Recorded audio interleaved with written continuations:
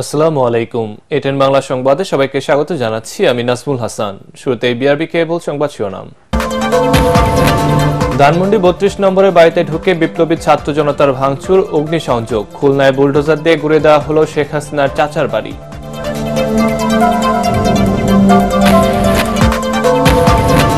বিদেশে বসে সাবেক প্রধানমন্ত্রীর রাজনৈতিক কর্মকাণ্ড চালালে ভারতকে এর দায় নিতে হবে, হুঁশিয়ারি তথ্য উপদেষ্টার। আওয়ামী লীগের অপচেষ্টার প্রতিরোধের ঘোষণা। কিছু মানুষ সংস্কারের নামে নির্বাচনকে দীর্ঘায়িত করতে চায়, অভিযোগ তারেক রহমানের। গণহত্যার বিচার নিশ্চিতে সবাইকে ঐক্যবদ্ধ হওয়ার আহ্বান।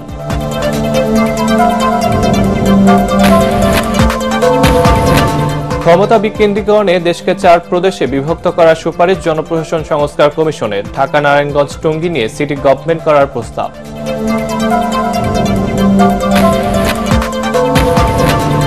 এবং বিচার বিভাগকে কার্যকরভাবে স্বাধীন করার পরামর্শ সংস্কার কমিশনের। প্রতি ডিভিশনে হাইকোর্টের বেঞ্চ এবং উপজেলায় ম্যাজিস্ট্রেট কোর্ট স্থাপনের প্রস্তাবনা। শুনছিলেন বিআরবি কেবল সংবাদ শিরোনাম, এবার বিস্তারিত। বিপ্লবী ছাত্র জনতার ব্যানারে ধানমন্ডি ৩২ নম্বরে শেখ মুজিবুর রহমানের বাড়ির বিভিন্ন অংশ বুলডোজার দিয়ে ভেঙে ফেলেছে আন্দোলনকারীরা। আগুন লাগিয়ে পুড়িয়ে দেওয়া হয়েছে বাড়ির একাংশ। এ সময় বাড়ির বিভিন্ন জিনিসপত্র নিয়ে যায় তারা। ভেঙে ফেলা হয় শেখ মুজিবুর রহমানের মুরালটি। বিক্ষুব্ধ ছাত্র জনতার দাবি, ফ্যাসিবাদের চিহ্ন মুছে ফেলা হবে। অবিলম্বে শেখ হাসিনাকে দেশে ফিরিয়ে এনে তার শাস্তি নিশ্চিত করার দাবি জানান তারা। জহিরুল আলম রঞ্জু এবং শাহজাহান হোসেন সেন্টুর ক্যামেরায় আরো জানাচ্ছেন মনির হোসেন তপু। ধানমন্ডি ৩২ অভিমুখে ছাত্র জনতার পূর্ব নির্ধারিত বুলডোজার কর্মসূচি।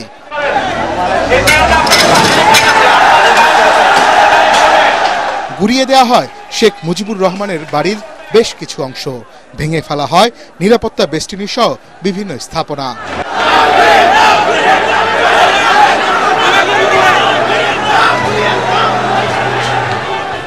৫ আগস্টের পর দ্বিতীয় দফায় আগুন দেয়া হয় ধানমন্ডি ৩২-এর এই ভবনটিতে।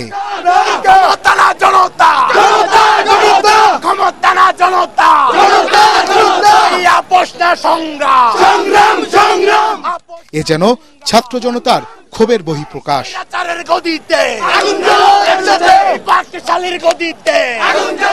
পূর্ব ঘোষিত কর্মসূচি অনুযায়ী সন্ধ্যার পর থেকে দলে দলে এখানে জড়ো হয় আন্দোলনকারী ছাত্র জনতা।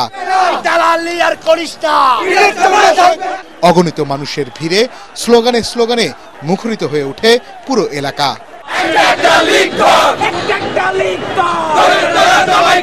বুধবার রাত ৮টার পর ভাঙচুর চালানো হয় বাড়িতে।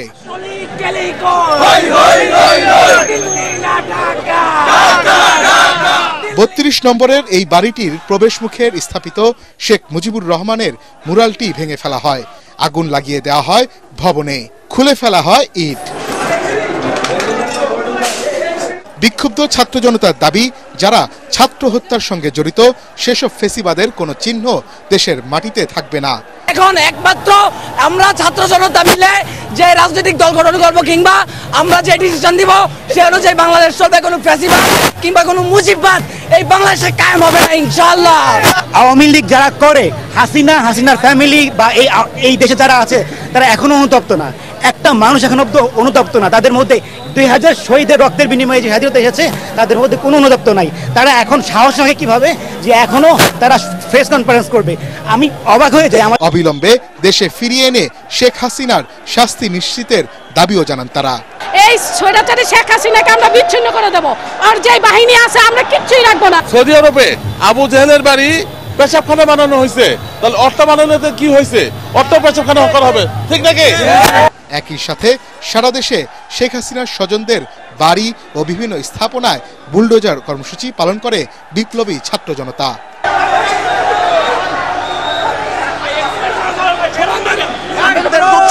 সংগঠন ছাত্রলীগকে নিষিদ্ধ করতে হবে। সমগ্র আওয়ামী লীগকে বাংলাদেশ থেকে ভারতের প্রাপ্তদেরকে নিষিদ্ধ করতে হবে দেশ থেকে। স্লোগানে স্লোগানে এভাবেই তারা তাদের দাবি দাওয়াগুলো তুলে ধরেছেন। অতি দ্রুত তাদের দাবি দাওয়াগুলো পালনের জন্য অন্তর্বর্তী সরকারের কাছে তারা আহ্বান জানিয়েছেন। মনির হোসেন তপু, এটিএন বাংলা, ঢাকা। এদিকে খুলনায় শেখ হাসিনার চাচার বাড়ি বুলডোজার দিয়ে ঘুরে দেওয়া হয়েছে। নগরের ময়লাপোতা এলাকায় এই বাড়িটি খুলনায় শেখ বাড়ি নামে পরিচিত। রাত ৯টার দিকে বৈষম্য বিরোধী ছাত্র আন্দোলনের নেতাকর্মীরা ওই বাড়িটি ভাঙচুর চালায়। পরে তারা সিটি কর্পোরেশনের দুটি বুলডোজার দিয়ে বাড়িটি ঘুরে দেওয়া শুরু করে। এ সময় বিক্ষুব্ধ ছাত্র জনতা শেখ হাসিনা, আওয়ামী লীগ, যুবলীগ, ছাত্রলীগের বিরুদ্ধে বিভিন্ন স্লোগান দেন।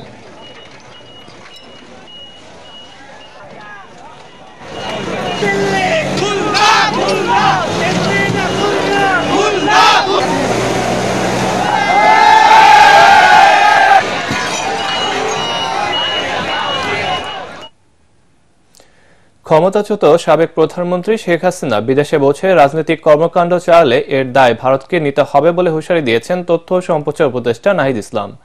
রাজধানীর বাংলা একাডেমিতে এক অনুষ্ঠানে তিনি বলেন, আওয়ামী লীগের নেতাকর্মীরা নানা অপচেষ্টা চালাচ্ছে, তাদের বিরুদ্ধে প্রস্তুত রয়েছে ছাত্র জনতা। মনির হোসেন তপুর আরেকটি রিপোর্ট। জুলাই অভ্যুত্থানে দেশের শীর্ষ পর্যায়ের 25টি পত্রিকার ভূমিকা কি ছিল তা সংরক্ষণ করেন প্রধান উপদেষ্টার সিনিয়র সহকারী প্রেস সচিব আহমদ ফয়েজ। পত্রে জুলাই গণঅভ্যুত্থান নামে বই লিখেন তিনি। বইটির মোড়ক উন্মোচন উপলক্ষে এই অনুষ্ঠানের আয়োজন করা হয়। এ সময় বক্তারা বলেন, ছাত্র জনতার আন্দোলনের সময় ফ্যাসিবাদ আওয়ামী লীগ সরকারের নিয়ন্ত্রণে ছিল ইলেকট্রনিক মিডিয়া। আমি নিশ্চিত ছিলাম যদি ইতিহাস অন্যভাবে রচিত হয় তবে আমাদের অনেক সংবাদপত্র তাদের এই মুখ আড়াল করার চেষ্টা করবেন, লুকিয়ে ফেলবেন বাস্তবতা। অনুষ্ঠানে তথ্য ও সম্প্রচার উপদেষ্টা নাহিদ ইসলাম বলেন, বিদেশে পালিয়ে আশ্রয় নেয়া শেখ হাসিনা সেখানে বসে রাজনৈতিক বক্তব্য বা কার্যক্রম চালালে ভারতকে জবাবদিহিতা করতে হবে। ইন্ডিয়ান গভর্নমেন্টও এর আগেও বলেছি, আবারও বলবো বা বলতেছি যে তারা শেখ হাসিনাকে আশ্রয় দিচ্ছে, এটা তাদের একটা ব্যাখ্যা আছে। আমরা আমাদের জায়গা থেকে, কূটনৈতিক জায়গা থেকে, আইনি জায়গা থেকে শেখ হাসিনাকে ফেরত চাবো, কিন্তু শেখ হাসিনা সেখানে থেকে যদি রাজনৈতিক কর্মকাণ্ড করে এর দায় ভারত সরকারকে নিতে হবে। সে যদি ভারতের থেকে তার বক্তব্য প্রচার করে, রাজনৈতিক মিটিং করে, তো এটার দায় অবশ্যই ভারতকে নিতে হবে এবং ভারত সরকারের কাছে আমরা এটার জবাব দিতে চাই। ছোটখাটো বিষয়ে বিভেদ না করে তথ্যযুদ্ধে জুলাই আগস্টের গুরুত্ব তুলে ধরতে সবার প্রতি আহ্বানও জানান তিনি। মনির হোসেন তপু, এটিএন বাংলা, ঢাকা। জুলাই বিপ্লবের চেতনায় চলতি মাসে আত্মপ্রকাশ হচ্ছে গণ অভ্যুত্থানের নেতৃত্ব দানকারী ছাত্র নাগরিকদের নতুন রাজনৈতিক দল। সারা দেশে শুরু হচ্ছে জনমত সংগ্রহ। 2 লাখ মানুষের মতামত নিয়ে তৈরি করা হবে নতুন দলের নাম, প্রতীক ও সাংগঠনিক কাঠামো। সংবাদ সম্মেলনে বৈষম্য বিরোধী ছাত্র আন্দোলনের আহ্বায়ক হাসনাত আব্দুল্লাহ জানান, নির্বাচনে কোনো জোটে যাবে না তারা। বন্দোবস্ত, নতুন রাষ্ট্র কাঠামো গঠন, আমরা সকল নাগরিকের কথা শোনার মধ্য দিয়ে একটি নতুন রাজনৈতিক সংস্কৃতি গড়ে তোলার আকাঙ্ক্ষা ধারণ করি। আমাদের মূল লক্ষ্য হচ্ছে অন্তত 1 লক্ষেরও বেশি মতামত সংগ্রহ করা, নতুন দলের জন্য নাম এবং প্রতীক প্রস্তাব দেওয়ার জন্য জনগণকে আমন্ত্রণ জানানো হয়েছে আমাদের এই কর্মসূচিতে। বাংলাদেশের রাজনৈতিক ইতিহাসে এটি একটি অনন্য উদ্যোগ, যেখানে এত ব্যাপক আকারে জনমত সংগ্রহ করা হচ্ছে এটি রাজনৈতিক দল গঠন করার জন্য। ষড়যন্ত্রের অংশ হিসেবে কিছু মানুষ সংস্কারের কথা বলে নির্বাচনকে দীর্ঘায়িত করতে চায় বলে অভিযোগ করেছেন বিএনপির ভারপ্রাপ্ত চেয়ারম্যান তারেক রহমান। ফেনীতে আয়োজিত জনসভায় ভার্চুয়ালি বক্তব্যে তিনি একথা বলেন। গণহত্যার দায়ে পালিয়ে যাওয়া স্বৈরাচার শেখ হাসিনার বিচার নিশ্চিতে দলমত নির্বিশেষে সবাইকে ঐক্যবদ্ধ হওয়ার আহ্বান জানান তারেক রহমান। ফেনী প্রতিনিধি দিদারুল আলমকে সাথে নিয়ে রিপোর্ট করছেন মইনুল হাসান। ফেনীতে 2016 সালে আইনশৃঙ্খলা বাহিনীর ক্রসফায়ারে প্রাণ হারানো স্থানীয় যুবদল নেতা মাসুদের পরিবারকে দলের পক্ষ থেকে সহায়তা হিসেবে নতুন বাড়ি উপহার দেন বিএনপির ভারপ্রাপ্ত চেয়ারম্যান তারেক রহমান। সোনাগাজীর সাবের পাইলট হাই স্কুল মাঠে আয়োজিত সমাবেশে জুলাই অভ্যুত্থানের শহীদ পরিবারকেও আর্থিক সহায়তা তুলে দেয়া হয়। কেন্দ্রীয় ও স্থানীয় নেতাদের পর বক্তব্য রাখতে গিয়ে তারেক রহমান বলেন, পতিত স্বৈরাচার শেখ হাসিনার বিচারের প্রশ্নে কোনো ছাড় দেয়া হবে না। তাদের যে নেত্রী 5ই আগস্ট পালিয়ে গিয়েছে, তার যদি বিচার না হয় তাহলে যারা এত বছর ধরে গুম করেছে, যারা এত বছর ধরে খুন করেছে, যারা হাজারো লক্ষ মানুষকে জখম করেছে, তারা ভবিষ্যতে উৎসাহিত হবে।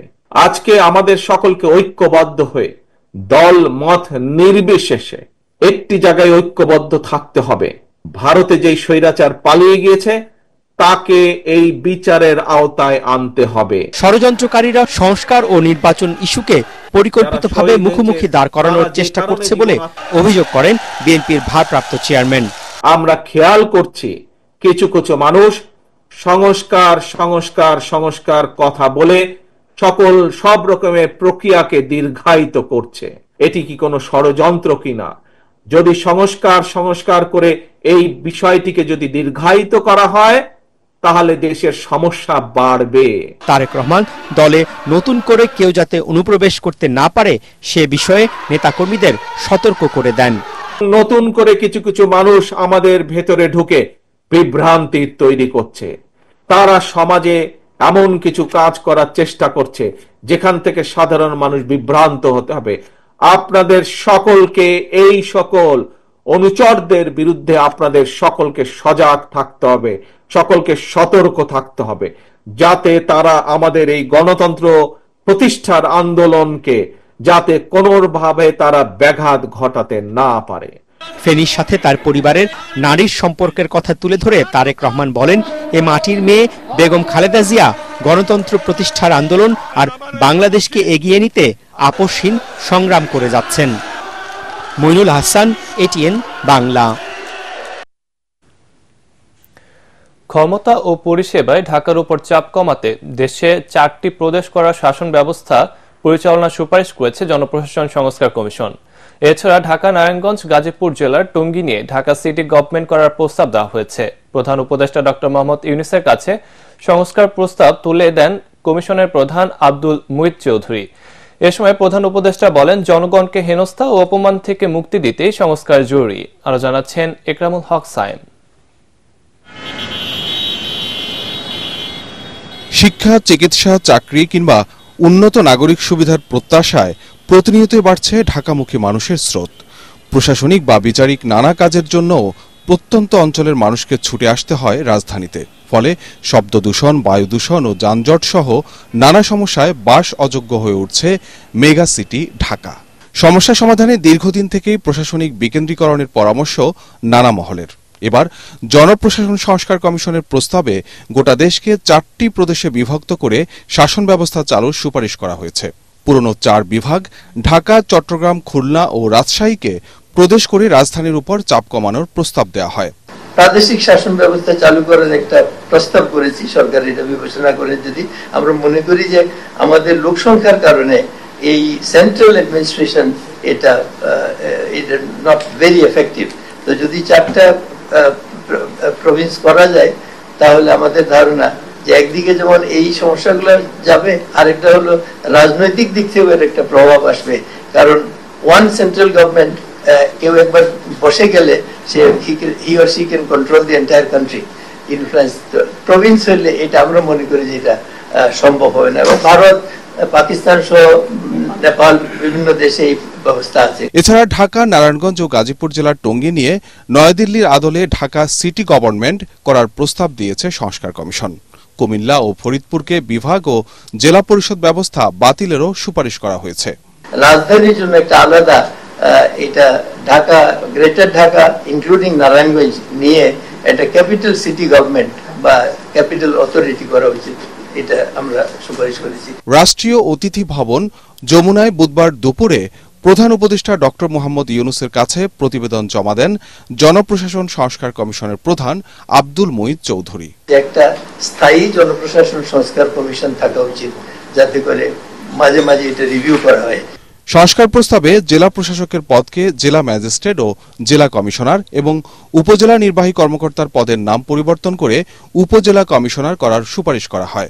অনেকের মধ্যে কোশ্চেন আছে, যেহেতু তারা সরকারি চাকরি করেন, ওনাদেরকে ঠিক প্রশাসক হিসেবে অনেকে দেখতে পছন্দ করেন না। এই জন্য জেলা প্রশাসকদের পদবিটাকে সংশোধন করে জেলা ম্যাজিস্ট্রেট এবং জেলা কমিশনার নামকরণ করার সুপারিশ করা হয়েছে। এছাড়া ভূমি রেজিস্ট্রেশন আইন মন্ত্রণালয় থেকে সরিয়ে ভূমি মন্ত্রণালয় এবং সরকারি কর্মকর্তাদের বাধ্যতামূলক অবসর 25 বছর থেকে কমিয়ে 15 বছর করার প্রস্তাব দিয়েছে কমিশন। ইকরামুল হক সায়েম, এটিএন বাংলা, ঢাকা।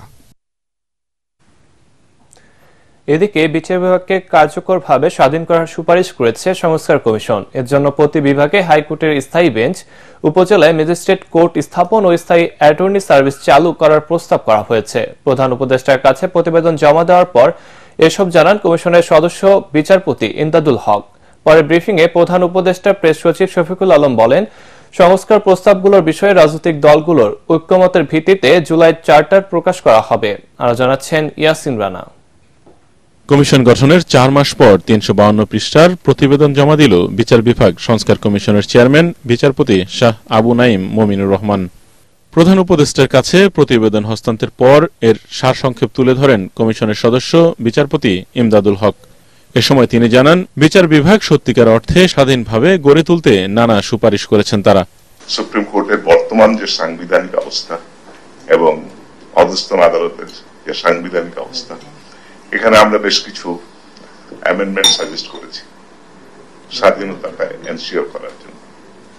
তারপরে নিরপেক্ষতা এনশিওর করার জন্য আমরা বেশ কিছু প্রপোজাল দিয়েছি, যে যাতে স্বচ্ছভাবে, দক্ষতার সাথে এবং আনকোয়েশ্চেনেবল ওয়েতে আমাদের বিচার বিভাগ এবং বিচার বিভাগ সংশ্লিষ্ট যারা আমাদেরকে সহায়ক গোষ্ঠী আছে তারা কাজ করতে পারে। প্রতি বিভাগে হাইকোর্টের স্থায়ী বেঞ্চ প্রতিস্থাপন ও উপজেলা পর্যায়ে ম্যাজিস্ট্রেট কোর্ট স্থাপন সহ আরো অনেক প্রস্তাবনা রয়েছে সংস্কার প্রতিবেদনে।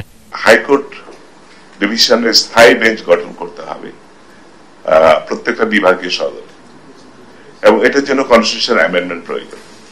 আর ডিস্ট্রিক্ট কোর্টকে আর একটু সম্প্রসারিত করতে হবে, সেটা উপজেলা পর্যায়ে আমরা সাজেস্ট করেছি। স্থায়ী অ্যাটর্নি সার্ভিস প্রতিষ্ঠা করা হোক, যাতে করে উইদাউট এন ইনফ্লুয়েন্স এই অ্যাটর্নি সার্ভিসের মেম্বার তারা কেসটা কোর্টে প্রেজেন্ট করতে পারে। পরে ব্রিফিংয়ে প্রধান উপদেষ্টার প্রেস সচিব শফিকুল আলম বলেন, মামলার তদন্তে পুলিশের বাইরে আলাদা সংস্থা গঠনের সুপারিশ এসেছে। সংস্কারের সব প্রস্তাবনা চূড়ান্ত হবার পর রাজনৈতিক দলগুলো জুলাই চার্টারে সই করবে। ওনারা 5000 রিফর্মের কথা বলেছেন, তার মধ্যে 2000-এর ব্যাপারে সবাই ঐক্যমতে আসছেন। এই ঐক্যমত যেটা হবে, কনসেনসাসে যেটা রিচ হবে, সেটাই সবাই সাইন করবেন পলিটিক্যাল পার্টিগুলো, এবং সাইন করার পরে যেটা দাঁড়াবে সেটাই হবে জুলাই চার্টার। এই জুলাই চার্টারটারই বাস্তবায়ন এই গভর্নমেন্ট কিছু করবেন, পরবর্তী গভর্নমেন্টগুলো এসে করবেন, এবং এই বাস্তবায়নের আলোকে নির্ভর করবে এই ইলেকশনটা কি এই বছরের ডিসেম্বরের মধ্যে হবে নাকি আগামী বছর জুনের মধ্যে হবে। এছাড়া আদালতে আইনজীবীদের রাজনীতি এবং আইন বিষয়ে লেখাপড়ায় মেডিকেলের মতো ভর্তি পরীক্ষা চালু করার সুপারিশ করা হয়েছে বলেও জানান তিনি। বলেছিলেন ইয়াসিন রানা, এটিএন বাংলা, ঢাকা। 3 দশক আগে পাবনার ঈশ্বরদী রেল স্টেশনে শেখ হাসিনাকে হত্যা চেষ্টা মামলায় হাইকোর্টের রায়ের পর সাংবাদিকদের উপর হামলা চালিয়েছে ঈশ্বরদী থেকে আসা বিএনপির কিছু নেতাকর্মী। এতে গুরুতর আহত হন এটিএন নিউজের সিনিয়র রিপোর্টার জাবেদ আক্তার। তাকে ঢাকা মেডিকেল কলেজ হাসপাতালে ভর্তি করা হয়েছে। হামলার সময় বৈশাখী টেলিভিশনের মাইক্রোফোন ভাঙচুর সহ মারধর করা হয় আরও কয়েকজন সাংবাদিককে। শেখ হাসিনাকে হত্যা চেষ্টা মামলায় মৃত্যুদণ্ডপ্রাপ্ত 9 আসামি সহ সব আসামিকে খালাসের রায় ঘোষণার পর হাইকোর্টের এনএক্স ভবনের সামনে এই ঘটনা ঘটে। এই মামলায় আসামি পক্ষের আইনজীবীদের ব্রিফিং এর জন্য অপেক্ষারত সাংবাদিকদের পেশাগত কাজে বাধা দেয় বিএনপির নেতাকর্মীরা। এর প্রতিবাদ করলে চেয়ারপারসনের উপদেষ্টা হাবিবুর রহমান হাবিবের উপস্থিতিতে শতাধিক কর্মী সাংবাদিকদের উপর হামলা চালায়। এতে তাৎক্ষণিক ব্রিফিং বর্জনের পাশাপাশি এনএক্স চত্বরের প্রতিবাদ জানিয়ে জড়িতদের দৃষ্টান্তমূলক শাস্তির দাবি জানান সাংবাদিকরা।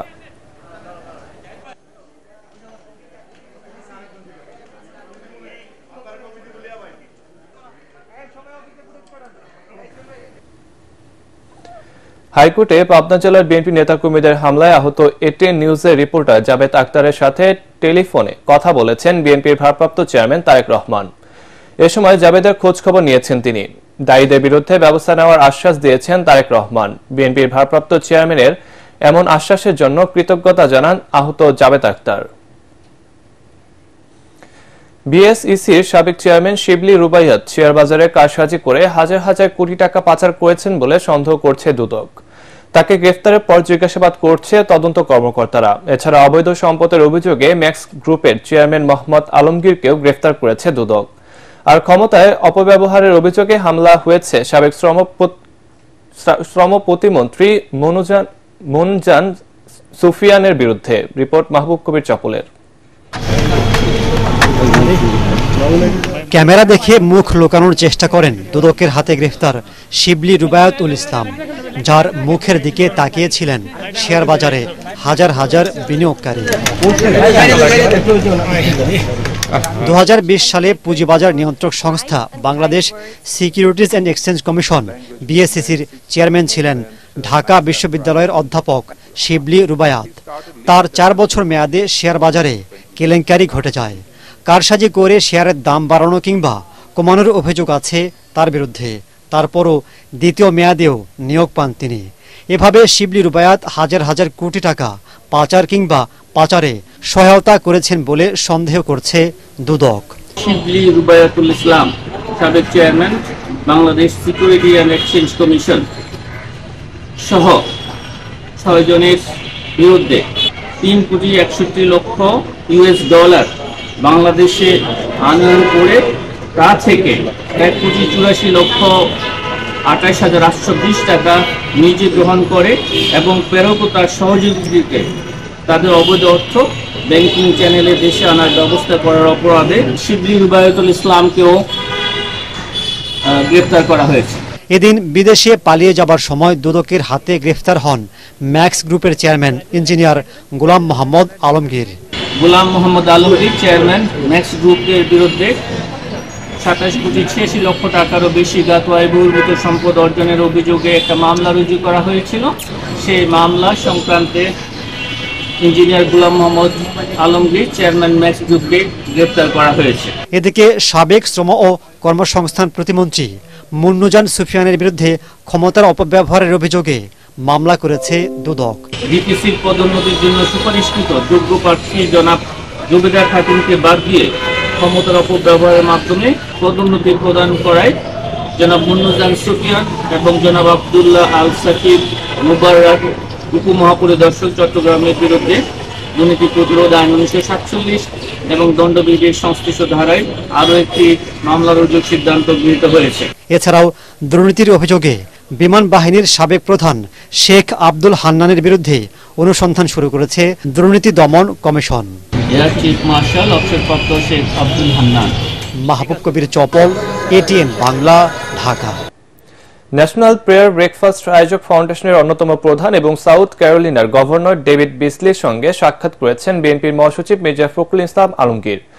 স্থায়ী কমিটির সদস্য আমির খসরু মোহাম্মদ চৌধুরী এবং বিএনপির ভারপ্রাপ্ত চেয়ারম্যান তারেক রহমানের প্রতিনিধি barrister Zaima Rahman. Governor David Beasley Republican governors অ্যাসোসিয়েশনের সাবেক সভাপতি, জাতিসংঘের ওয়ার্ল্ড ফুড প্রোগ্রামের প্রেসিডেন্ট এবং 2020 সালে সিরিয়া, ইয়েমেন ও আফগানিস্তানে মানবাধিকার সাহায্য নিয়ে মানুষের জীবন বাঁচানোর জন্য নোবেল শান্তি পুরস্কার লাভ করেন। রোহিঙ্গা সংকট সময় তিনি বাংলাদেশ সফর করেন। 3টি নতুন এসি/ডিসি রিচার্জেবল ফ্যান উন্মোচন করল লাক্সফো ইলেকট্রনিক্স লিমিটেড। নতুন মডেলগুলোর মধ্যে রয়েছে 16 ইঞ্চি dual battery fan, 14 inch LED light ও মোবাইল চার্জিং সুবিধা সহ ফ্যান এবং দেশের প্রথম ডিজিটাল ডিসপ্লে ফ্যান। সংশ্লিষ্টরা জানান পণ্যগুলো দেশজুড়ে অনুমোদিত ডিলার ও অনলাইন প্ল্যাটফর্মে পাওয়া যাচ্ছে। ফ্যানগুলোর উদ্বোধনী অনুষ্ঠানে প্রতিষ্ঠানটির পরিচালক মোহাম্মদ আমান আবরার, বিক্রয় প্রধান তৌসিফ আহমেদ সহ অন্যান্য কর্মকর্তারা উপস্থিত ছিলেন।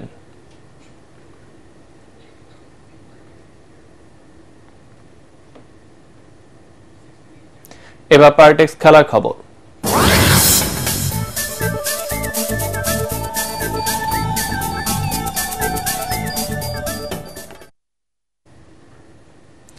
শ্বাসরুদ্ধকর ম্যাচে খুলনা টাইগার্সকে 2 উইকেটে হারিয়ে বিপিএল ক্রিকেটের ফাইনালে উঠল চিটাগং কিংস।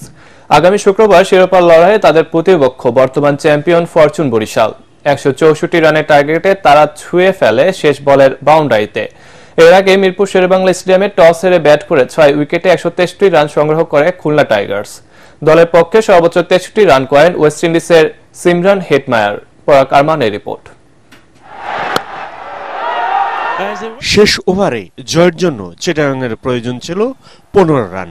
মুশফিক হাসানের প্রথম বলেই বাউন্ডারি মেরে জয়টা হাতের নাগালে এনে রাখেন আরাফাত সানি।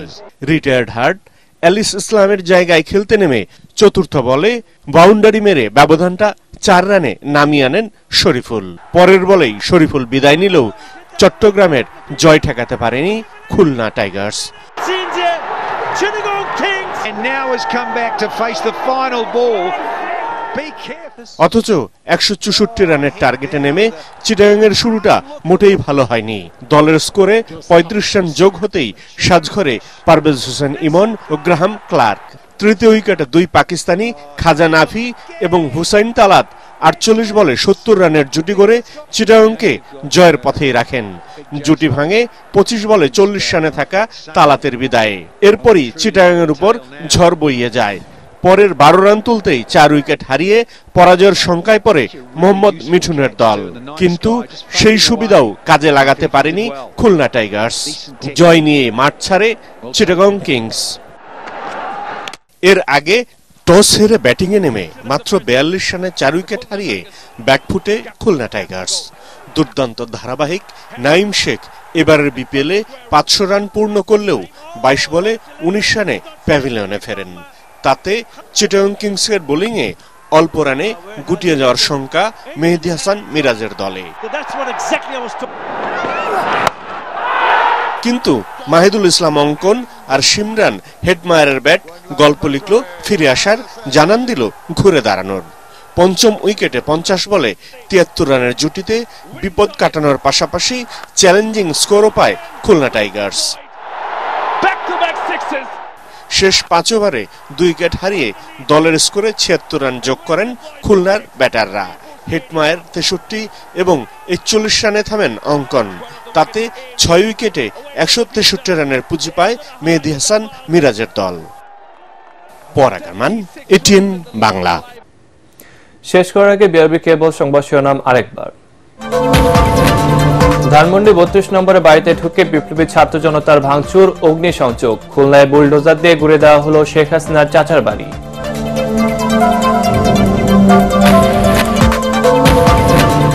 বিদেশে বসে সাবেক প্রধানমন্ত্রী রাজনৈতিক কর্মকাণ্ড চালালে ভারতকে এর দায় নিতে হবে, হুঁশিয়ারি তথ্য উপদেষ্টার। আওয়ামী লীগ অপচেষ্টা প্রতিরোধের ঘোষণা।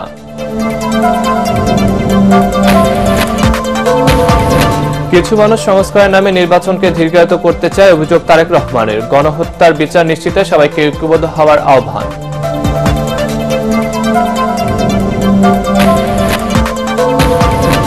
ক্ষমতা বিকেন্দ্রীকরণে দেশকে 4 প্রদেশে বিভক্ত করার সুপারিশ জনপ্রশাসন সংস্কার কমিশনের। ঢাকা নারায়ণগঞ্জ টঙ্গী নিয়ে সিটি গভর্নমেন্ট করার প্রস্তাব।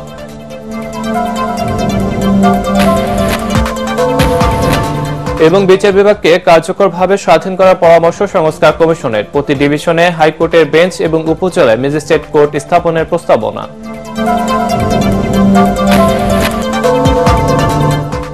দর্শক, পরবর্তী সংবাদ দেখার আমন্ত্রণ জানিয়ে এখনকার মতো শেষ করছি। এটিএন বাংলা সংবাদ ইউটিউবে দেখতে ব্রাউজ করুন youtube/ATN Bangla News।